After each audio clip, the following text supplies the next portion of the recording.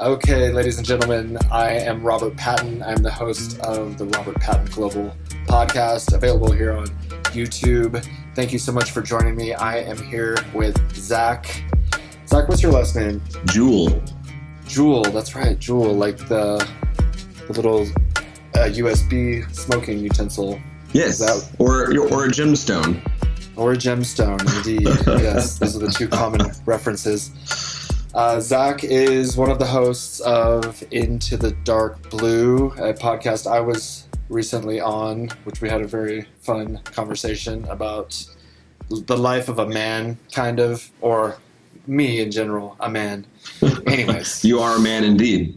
Thank you, sir. I appreciate that confirmation. Very cool. So you have this podcast and it's surrounded by like men's mental health, which is a huge interest of mine. So what prompted you to make a podcast surrounding masculine and men's mental health and masculine expectations and whatnot? Well, it's a combination of things. Josh and I, we were sitting around at one point, we had been out longboarding, and we were sitting at a table at a grocery store drinking some water, and just kind of randomly came up with the idea to start a podcast where we would go places and talk to random people passing by, or talk about random people passing by and our thoughts about them and their story, make up stories for them and that kind of thing. And so we were kind of joking around at first, and then as we started talking about it more, it developed into something much bigger, and we kind of recognized a mutual passion that we have for this whole concept of masculinity. And I think it's partially because both of us are not your typical image of masculinity, and we both grew up a little different. We're the artistic type. We're a little bit more sensitive, things like that. And so it's one of those things that we realize there's probably a lot of guys out there like that, a lot of guys out there who are seeing these images of these big, muscular, stoic, kind of douchey guys that are what we're supposed to be, and we're just not that. Me either. I'm not even close to, I was just having a conversation recently with someone who asked, we were talking about a person, and she was like, well, how tall is he? And that's a first indication that's a characteristic of a man. If you're tall, and I'm not tall, but I'm a man, there's unrealistic expectations of men and what we're supposed to be. I think that is the problem right now, or what do you think? Yeah, I think that's pretty spot on, but I think it's by society in general, and it's kind of these unspoken rules, these unspoken expectations that are fed to us through media, through just growing up as kids. I think it starts as boys, and it gets kind of ingrained in us as we grow up, and so we feel demasculated because we're not, like you said, we're not tall, because we're not the 3% of the population out there who's got the sculpted muscles and all that stuff. I'm sitting here looking in at these two toys that they're wrestlers. I think it's Sting and the Ultimate Warrior, and they're super shredded. Nice. And that is what we're supposed to be like. You have to be this big, strong, buff, confident, tough guy, and we're not. Yeah. There's these grades of manhood, I think. Yeah, I think so. It's almost like a hierarchy. Spectrum, like a spectrum. Yeah, exactly. And I think maybe some of it's self-imposed because that's what we think we're supposed to be. Yep. It's pretty amazing how many men I talk to who are really open about their feelings, are really open about Like, I'm not this typical masculinity. I'm not whatever. And so anyway, I think that's where Josh and I came up with the whole concept, is just because it's something that's not being talked about. It's something that people aren't really discussing as much as they should be. And that's only perpetuating the issue. Yeah. I mean, we're lacking confidence because of these, like, stereotypes of who we think we're supposed to be. Therefore, we lack confidence. Therefore, we're not being our authentic self. It's weird. So true. Yeah. And if we were just to accept ourselves as we are and be confident, that confidence is what I think is ultimately the most attractive, not only to women, but men and in general, like. Oh, absolutely. That is like, you pretty much hit the nail on the head right there, man. It's really, that confidence, that self-confidence is so important. And not cockiness. There's a difference between self-confidence and cockiness. I think cockiness is where we get in trouble and where we create the whole alpha male concept that, has led to this toxic masculinity people talk about now, and is as overused of a term as it's becoming. There's a reason it's overused. And so, yeah, that confidence is important, man. Yeah. And how do you, you've probably been thinking about this with the podcast, like how do you develop your own confidence or kind of suggest to others how they can kind of improve that? Well, for me, man, therapy is definitely one of the things. I think it's really awesome that you're open about going to therapy as well, because you're right. It's very important to have a third party to talk about the things that we're dealing with, and not really hold back, and I think that being able to talk to a stranger like that, who's not going to judge us, who's not going to tell us we're wrong about how we're feeling or whatever the case is, it just really kind of helps to open up the lines of communication with the self to realize, how you want to change and be better and be different. And so that's really important. And then I also really like meditation. And I think meditation has gotten a stigma, from the 70s with 60s, 70s with westernized Buddhism and things like that kind of give it this kind of cheesy, neo-religious stigma. And so people view meditation as something that's, hippie or, or whatever, but it's really important to be able to sit and be silent with yourself and figure things out, And so in a world of so many noises, there's so many noises all around us all the time, that if we can't separate ourselves from that and discern what's what internally, then there is no progress to be made. I mean, I love meditation, and it somewhere along the line, like you said, got this negative connotation. Like some people think it's related to cults and things. It's not in the Bible or something. And although I think it is, actually, I think Jesus meditated on a mountain for some amount of time, but I find it hugely advantageous. I personally use Transcendental Meditation, and sometimes I'll use this app.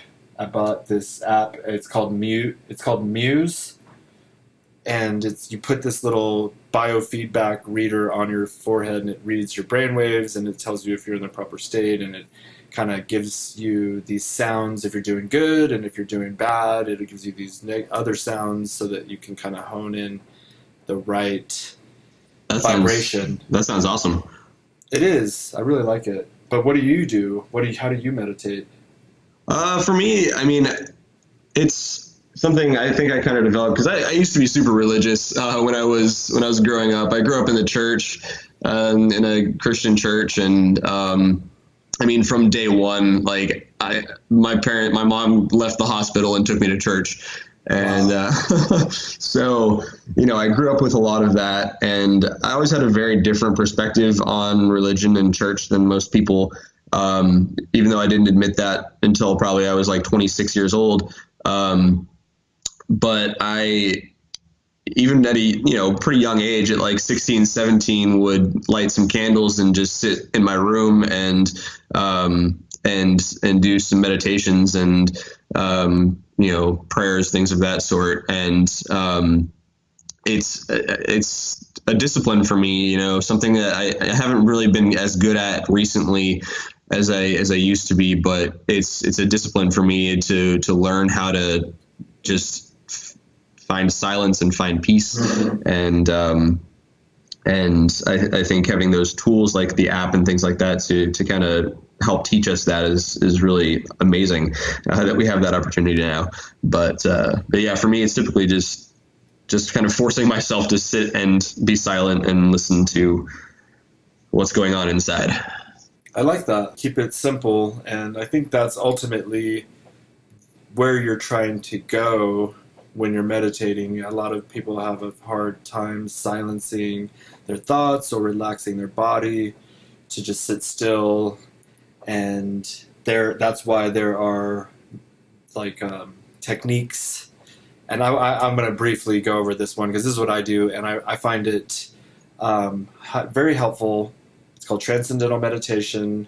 The Maharishi Mahesh Yogi, who was the yogi of the Beatles and so many other famous people, like, help them silence their minds. And this is how they do it, and I do it. Cool. And so you take an object, if you will, or not, well, anyways, like a pencil. And if you were to say pencil, you over and over again, you would be thinking of a pencil, and that would lead to other, maybe like paper, and then school, and then all these different thoughts. So you can't use something that will trigger other thoughts. You have to use a sound that does not have any connotation, like Om, for instance, or just sometimes I'll just use like like a, or ah. And you do that for however long it takes. It could take 5-10 minutes, and you're just saying that until nothing else. There's no other thoughts because you're putting it all in one like thought, and so all the other thoughts fall away, and soon you can slow down. That you stop saying ah, and you just stop all thought, and you sit there in silence, and it works. That's cool. You know if it's working if your shoulders will drop, your face will go, it'll loosen up, and it'll be just like, it almost like you're frowning, but you're not really frowning. You'll start feeling your heart beat. You'll feeling pulsing in various parts of your body. My guts, sometimes my like intestines will just go like, and just kind of like, nice. like relax. Yeah. And I know I'm in that state, and I can sit, I sit there, for like 10 or 20 minutes. And sometimes I can't get into that state. And the point is, like, but your body, like, you'll be like so stressed out, and you're like, I need to go and just like meditate. And then it does what it needs to do. Because some people say you have to do it every day, and you probably should try, but sometimes you don't really need it as much as other times. Yeah, for sure. Yeah, I mean, even like, just to start your day with 10 minutes of quiet and meditation, I think is really helpful to really create a really positive day moving forward, Yeah. One of my favorite things to do is actually really similar, where like I'll sit and imagine myself somewhere like in a forest or, something like that, and very gradually start taking things away from the picture. Mm-hmm. So like taking out the trees and taking out the animals and taking out the ground, and to get to a point where there's literally nothing. It's just a blank canvas, just a blank white space. And that's very similar. Yeah, very similar. Yep. Yeah, cool. So you kind of figured it out like in your own way of doing that. I like it. I mean, another thing people do, this I read this from a book, Think and Grow Rich. It's called Sitting for Ideas. And essentially you just sit in a dark room, but have a pen and a piece of paper, and just sit there and maybe meditate, or just sit there and let your thoughts process. And usually what is most important will rise to the surface. You're like, oh, I got to do that. That's why you have the pen and paper. You write that down. Boom. Yep, that's awesome. And just keep sitting there and do that apparently the guy that was doing that made it into the book was just like multiple patent, like he had multiple patents over the course of his lifetime, because he would just have all of these thoughts kind of just come from nowhere, but you can't have the thoughts come into your brain unless you're in the receiving mode. Oh yeah, totally. Yeah, Totally. And you could be running. Like a lot of times, you'll be running, you'll be walking. Those are some people say a form of meditation also. Yeah, and the crazy thing is though, like I think so much in our life will not happen unless we're in that receiving mode. Mm-hmm. It's not just meditation. I feel like the things that we want to happen in our lives, if we're not ready for them and we're not in a place where we can readily accept them, that they're not going to happen. Mm-mm. Yeah, it sucks too sometimes, because you think you're ready and then it doesn't happen. Like you're going for this thing. Like I was going on to Shark Tank and I swore I was going to get it, and the universe was like, no. And that's fine. I don't need, we don't need someone to come save the day. But it is strange how things work for, whatever. You're going for a dream. Maybe you're trying to make the NBA. You make it all the way to the NBA, not playoffs, tryouts, and then you don't make the team, and you're like, what the what happened? But I worked so hard for this. What am I doing wrong? Like, what did I not? Am I not in the receiving mode? I'm not sure, but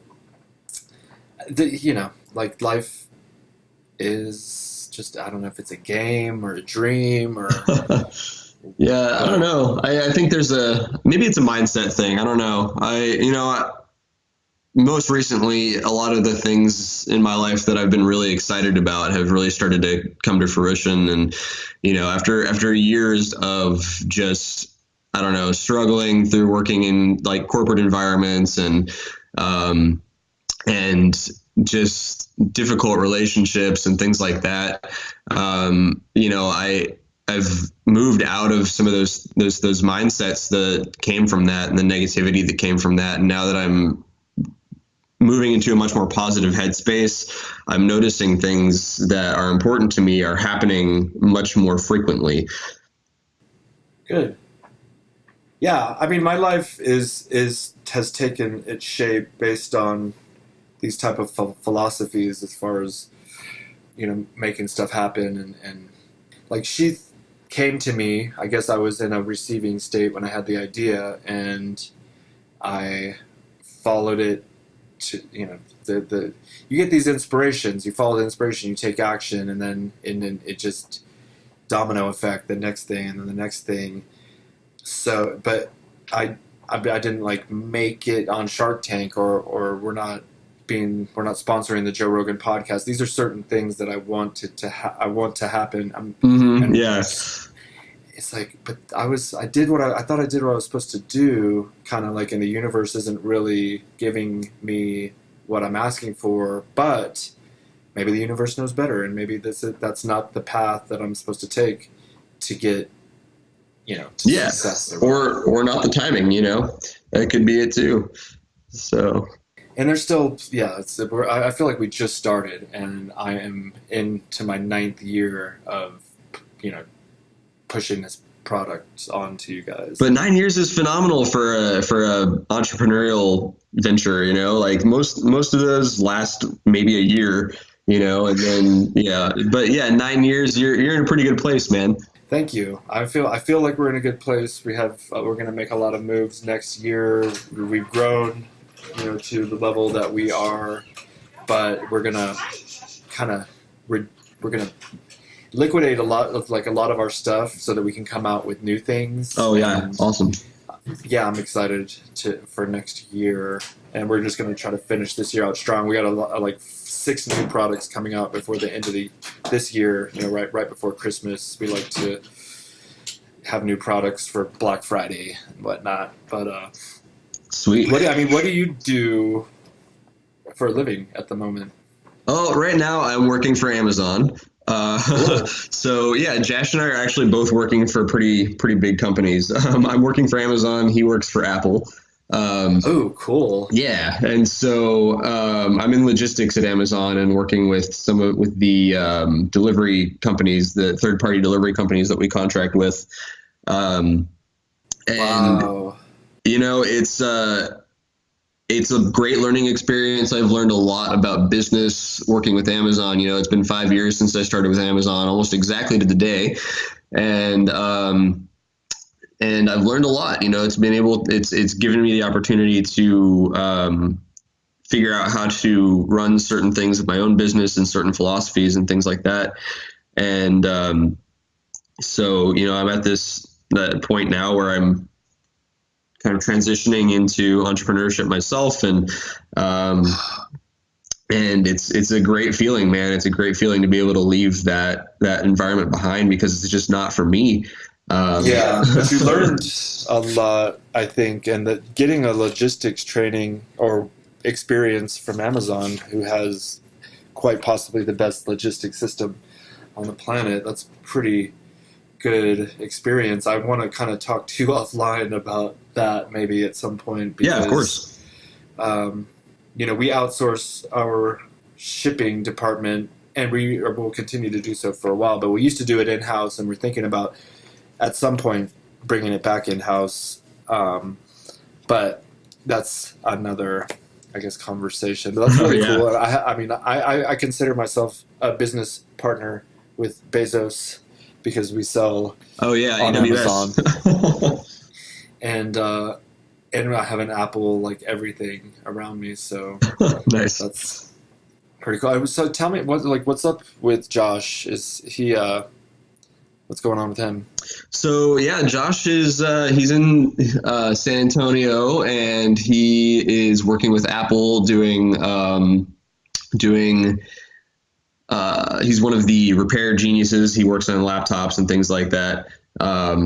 Really knows his stuff. So, but yeah, he does that, and he's working with me on the dark blue stuff, and that's kind of our big passion right now, and trying to get that off the ground. How did you guys meet?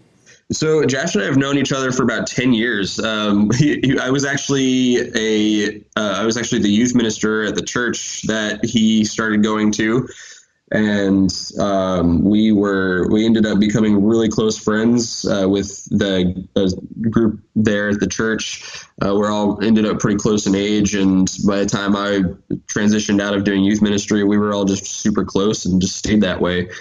And Wow. yeah, so it's really awesome. Just a really great group of people who are doing some amazing things with their lives. I mean, it's just really cool to see this group of what was 15, 16-year-old teenagers becoming just really high functioning members of society and doing cool things and helping people out. And that's where I met Josh. So we just are in contact pretty regularly. Even though I'm up in Seattle and he's in San Antonio, we talk pretty regularly. And Are you guys doing a show soon in Seattle? Or what's going on? Yeah, so actually this coming Sunday, we've got an event that we're doing at a brewery. It's Obet's Brewing in Ballard, and their second anniversary is happening this week. So they invited us out to come do some live recording and things like that. So I'm pretty excited about that. We're going to do some giveaways as well. We'll have some SHEATH giveaways. And Hell yeah. Yeah. So thanks for sending those out. Absolutely. And I'm looking on your Instagram page. You guys follow these guys on into the _dark blue. See some pictures of you and Josh, and you like Four Sigmatic. yeah, so Four Sigmatics is another one of our sponsors. You can you can go to Four Sigmatic and get 15% off with dark blue, just for the promo code. So beautiful. Yeah, man. Beautiful. But like, you guys started this together. How long has it been? Not too long, huh? We've been running about 6 months. We've got the 5 episodes for the first part of season one that are out, and the interview that I did with you as well. We've got another interview with the owners of Obet's coming out, hopefully on the day of the event. And then, part two of season one's coming out here in a few weeks.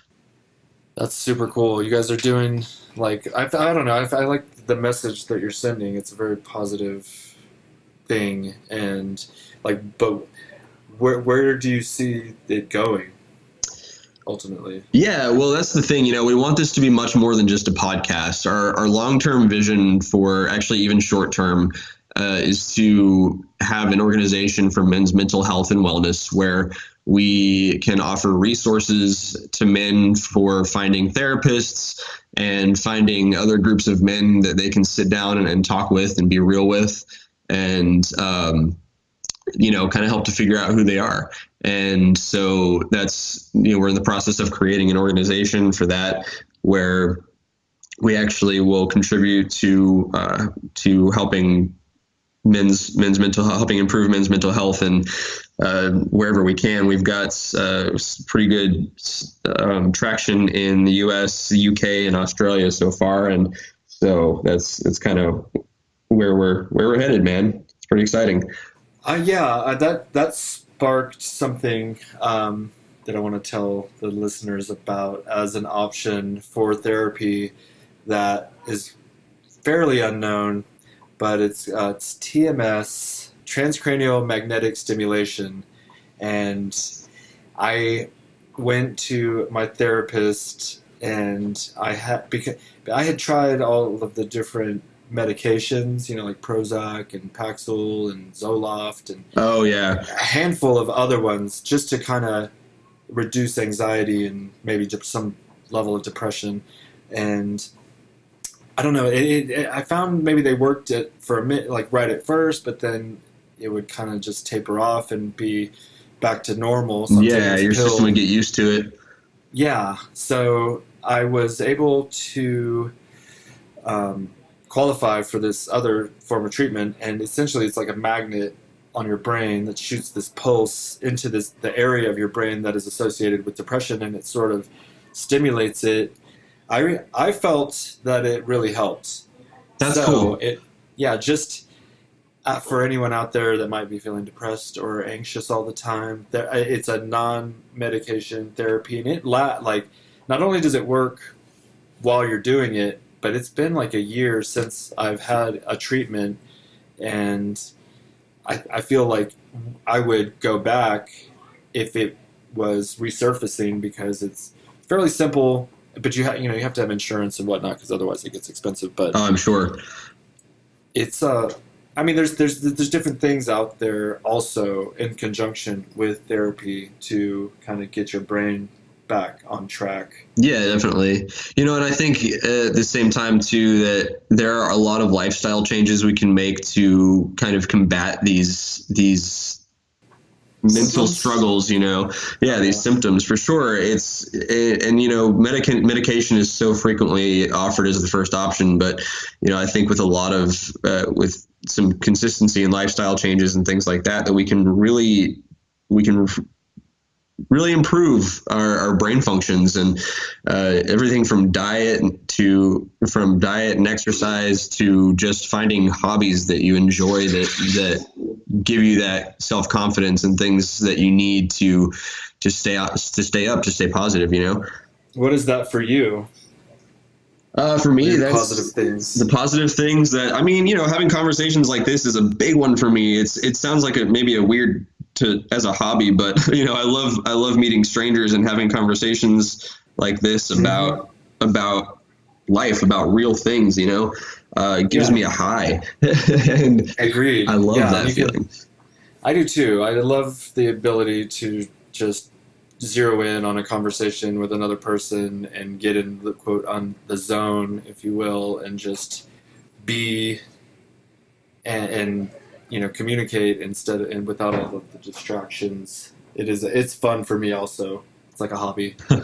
Yeah, totally. So yeah, that, and then up here in Seattle, I've got plenty of hiking options and snowboarding in the wintertime and things like that I I love guess you doing. said you surf. Snowboard. But you never. I could have swore you said like longboarding earlier. You must have said snowboarding. Oh yeah, no, I Okay. said longboarding. I meant long skateboarding. Oh yes, because that's a surfing technology or Yeah. reference, not terminology. Terminology, yeah, with the classic long style surfboards, yeah. Yeah. Have you ever tried that? I've not. Any I've never been surfing. The ocean scares the hell out of me, man. Yeah. It's dark. It's into the dark blue. Yeah, It's seriously. I don't like it either. I've tried surfing a couple of times and just ate shit so hard that it deterred me from really getting back in there. And I was trying on a longboard because it's supposed to be easier, but the longboard, when I was going in on, it's like 2 times that this happened.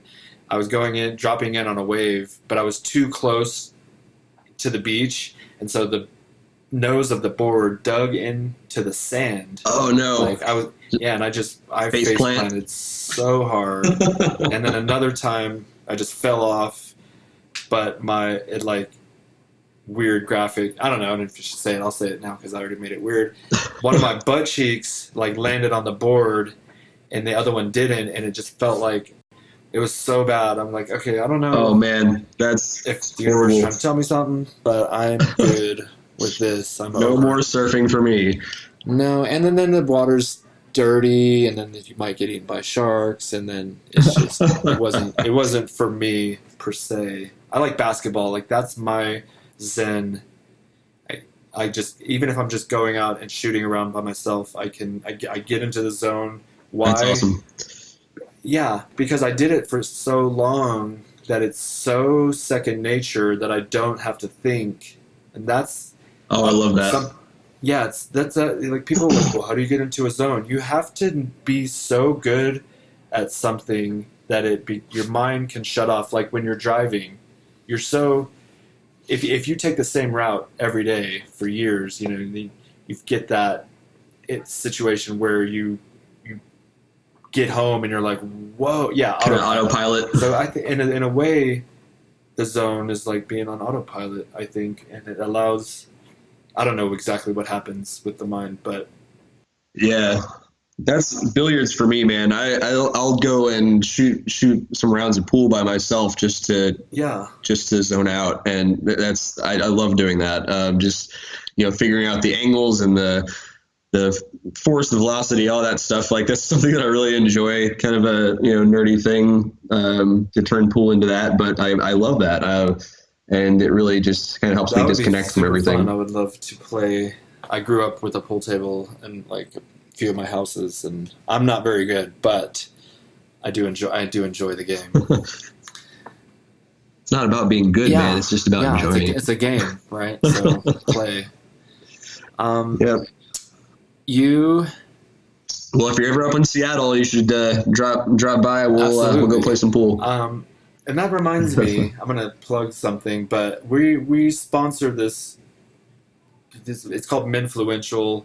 It's a bunch of guys like Real Men, Real Style, Teaching Men's Fashion, Primer Magazine. Oh, nice. All these dudes. There's all these like men's men, and they're having a conference in Atlanta in February next year, 2020, and we're gonna be there.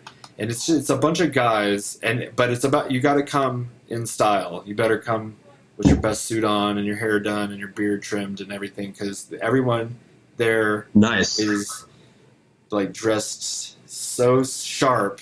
It's really cool. And like when I left there last time, we did it in I think 2015 or 16, and I came with suits and stuff, but when I left, I was like, man, I need to step my game up. And it was really inspirational because that's another way to kind of feel good about yourself, is maybe dress, like take care of yourself, clean yourself up, shave, get a good haircut, wear some nice clothes. Absolutely. Look good, feel good sometimes. Absolutely. And you can do that on the cheap too. Like if you go to Like up here in Seattle, there are some great thrift shops that I can go to and get some really top brands. Like, you know, we have our they call it the gay district, where in Capitol Hill, and you know, there are guys that go sell just top of the line brands to these thrift shops, and I can go pick them up for like $15, you know. Interesting.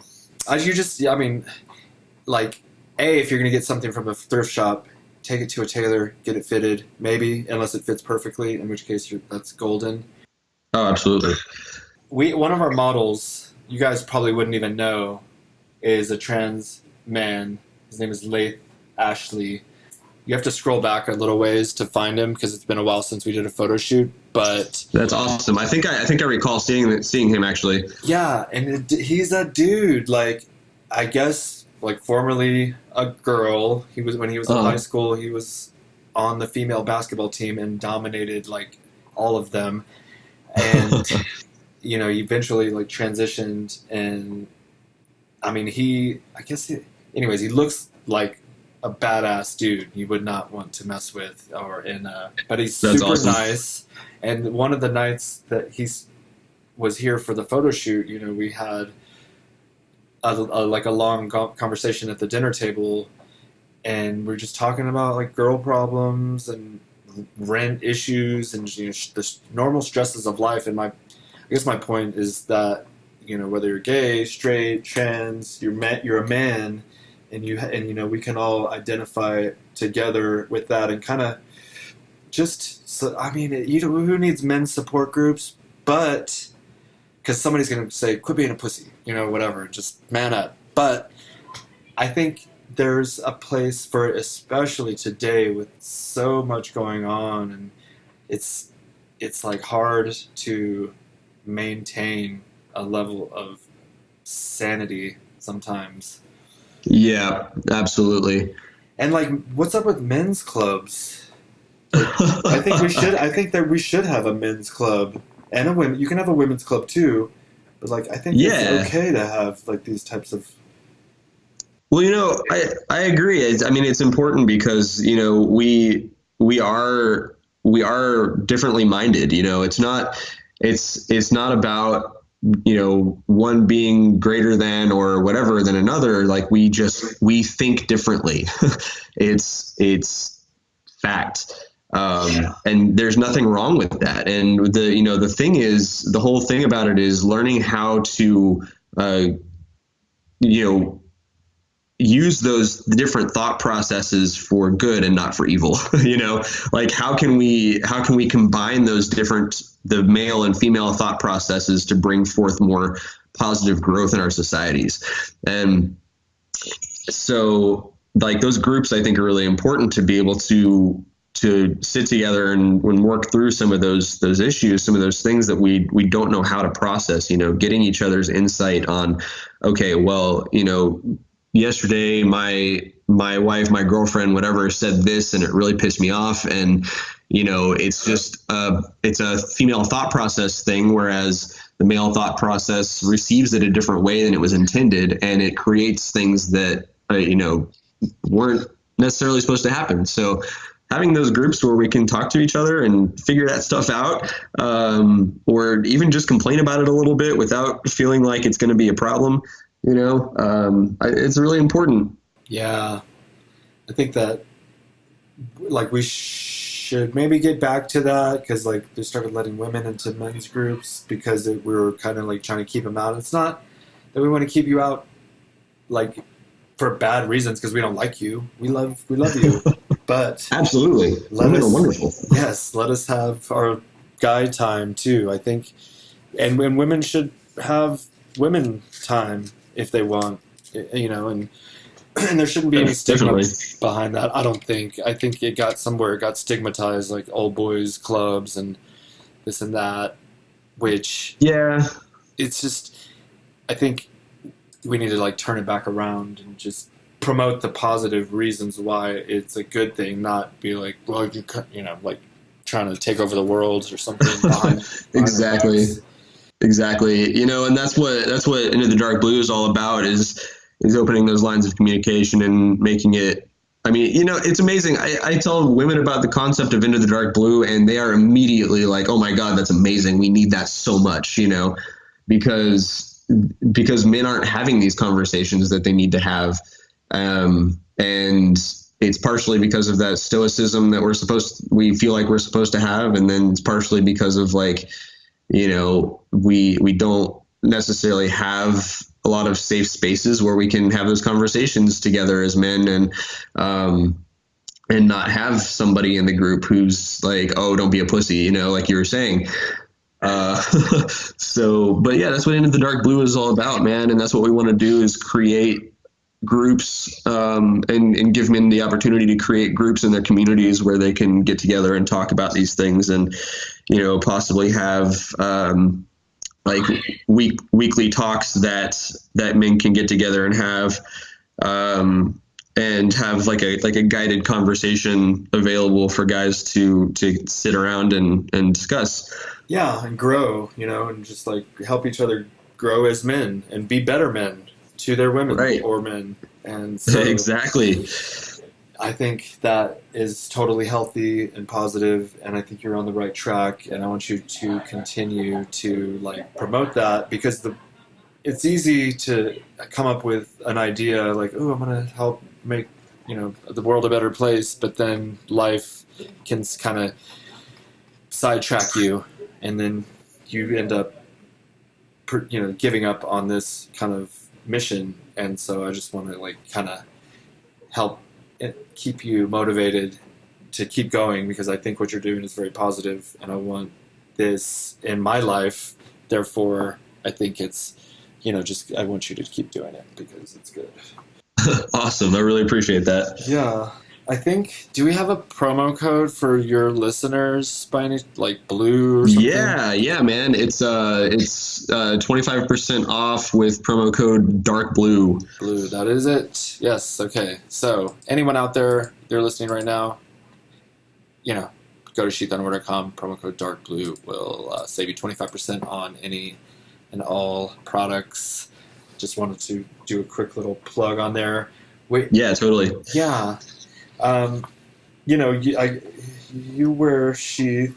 This is kind of silly, but how does Sheath kind of like play in your life? So Sheath, seriously, it has completely changed the game. So when we first started working with you guys, well, actually, Sean was kind enough to bring me a couple pair a while back. Absolutely. And shout out to Sean. Shout out to Sean. And yeah, he brought Josh and I both a couple pair just offhand, because we were talking about it one day, and he was just like, "Yeah, I'll set you guys up with some." And so, but Josh and I both tried it out, and we were like, "Oh my God, this is amazing." And so when we started the podcast, that's what prompted us to, approach you guys about working together. Because, like, seriously, we were talking about confidence, and Sheath, it's one of those things, when you get the new shoes or the new underwear, like, no one else might notice, but and it feels good, Yeah, those new shoes. I love that feeling. And so, like, this, though, is that new pair of underwear that feels new every day because it's such a new concept. And, I don't feel all gross and sticky and stuff like that, like I used to with traditional boxer briefs and that sort of thing. And so, no, I mean, I go through my long 10-hour day at work and my commute on public transportation and things like that without having any of those like negative physical feelings. And so I can focus more and get shit done, So. Wow. You ride public transportation? Yeah. So I work about 35 miles away from where I live. So I usually take the train to work, and, a couple buses to get to the train, or a bus to get to the train station and get back home. So, and I love it. I love that free time in my day, but it's still kind of like being around a bunch of strangers and extra walking and things like that. So it's nice to have underwear that separates all the parts, so I can make my commute a little bit easier. Yeah, that's funny. I don't know why I'm thinking of man spreading right now, but and when you're on a train or a bus or something. Sheath will handle that for you, ladies and gentlemen. Don't Oh yeah. don't delay. No more manspreading. Yeah. I feel blessed. It's very strange. I'm in a weird position. I just messaged this guy, and this is the ultimate dude, like macho. He weighs like 300. Yeah, I think I saw it on he weighs Instagram. like 380 pounds or something. He's like a strong man. He's on this show called The Strongest Man in History, and it's Oh wow.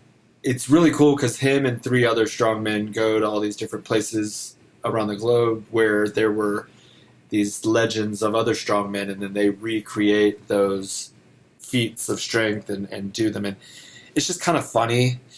I mean, it's kind of neat. It's like to see what how they live and why they do what they do or whatever. And and then I started lifting heavy things myself because I can't run as much as I used to when I was like in the army because I like injured my like ankles and stuff, but I can still just do normal weightlifting. But I'm lifting this super heavy stuff. I'm getting like this head rush. I really like it, and I reach out to this guy on Instagram, and he responded to me, and we're like having a conversation now. And like you said, I posted it on the story because I was like, this dude just responded.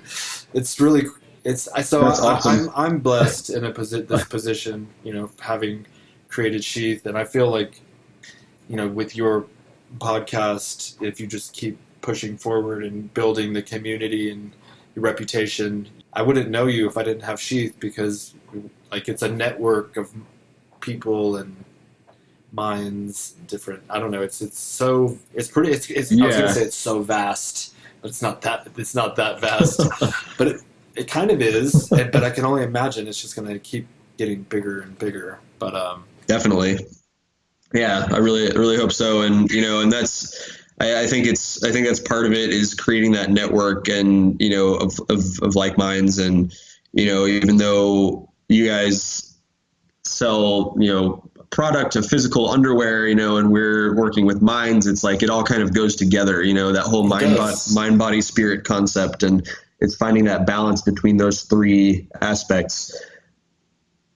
It is balance. That's key. It's hard to maintain. I get so out of whack sometimes just from like traveling, or maybe I didn't have a good night of sleep or something.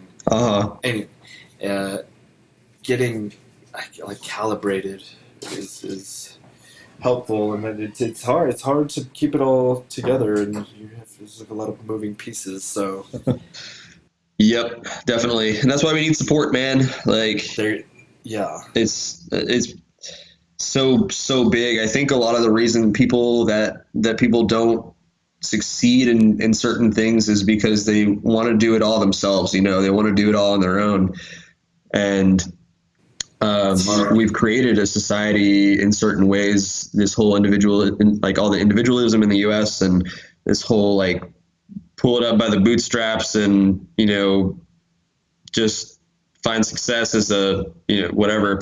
Like I don't know, man. We don't rely on other people as much as we used to, I don't think, and that's something that I think would be really important to get back to. And it's been interesting with social media and Instagram and things like that, because it's actually a revelation I had recently, just over the last week, I think, with so it sounds dumb, but I was really irritated with Instagram changing their algorithm, as I think a lot of people are, when that happens. Yeah. And you and I talked about that a little bit, I think. No, actually it was Sean. I talked to Sean about it, and he was confirming, like, yeah, same thing happened with Sheath. Like, the algorithm changed and the interaction with Sheath just dropped significantly. And so, but I was thinking about it, and I was like, the whole thing is they're trying to create more organic community through that and more organic interaction. And, I started using that mindset of like, okay, well, I'm connecting with actual people here.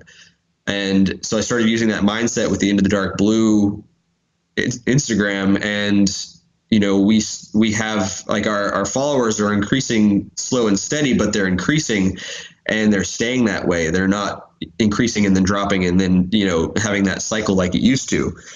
And I think that's what it's doing, is creating this actual network of people again who rely on each other to for support for whatever it is. And I'm really hoping that will continue and kind of build in general and put people more in that mindset of connection again. Yeah, I'm like thinking of it though, somehow building this false sense of community. We're all connected through the internet, but then we're all in our own little pods, so we're separate physically, connected digitally. I mean, the idea, I guess, is to use this platform to help us connect, in physical ways. I like meetups. Have you ever tried that meetup app? I haven't. I've seen it and I've considered it, but I've never actually done it. I think that would be a great tool for you to get people in Seattle to show up and like have one of these men's meetings. I go to one called like the Colorado Springs Young Professionals Group or the In Crowd, and it's nice. usually other business owners, and it's just like a networking group. But there's so many different applications, from yoga to running, biking, everything. Any particular interest you might have, you'll find in the Meetup app. So if you... It's a great idea. Yeah, I just had that. See, and that's what these conversations are good for. Sometimes you have, like some ideas that you can actually apply. Yeah, on. Absolutely. I wanted to ask like a couple more questions. So are you in a relationship? Are you having... What's going on? Yeah. So I've actually been dating this girl for about 2 years. Right on. Yeah, she's phenomenal, man. I was married for several years, and that was a bit of a tumultuous relationship, and dated a bit coming out of that, and trying to figure things out with relationships again, and that was interesting journey. And now I met Hallie a couple years ago, and we started hanging out and dating, and she's just really amazing. I'm lucky to have somebody who really encourages me and encourages these dreams that I've got in terms of the Into the Dark Blue, and one of the other big organization or business that I'm working on as well. She's really encouraging of these things and sees the potential in them, and really pushes me to be successful. And that's so important. Yeah, it really is. If you don't have that support from your significant other, it can be really detrimental to what you're doing. Mm-hmm. Yeah, if you're doing something and your significant other is like trying to get you to give that up and be real, I don't know. You might want to listen to them, or you might want to move on, type of a thing, because they. It just sucks when people don't support your ambitions. Like even if you fail, it's like, let me try. Right. Exactly. Yeah. Yeah, and like trying that's how you, even if you fail initially, like that's how you come up with other things, and you create successes by failing. Mm-hmm.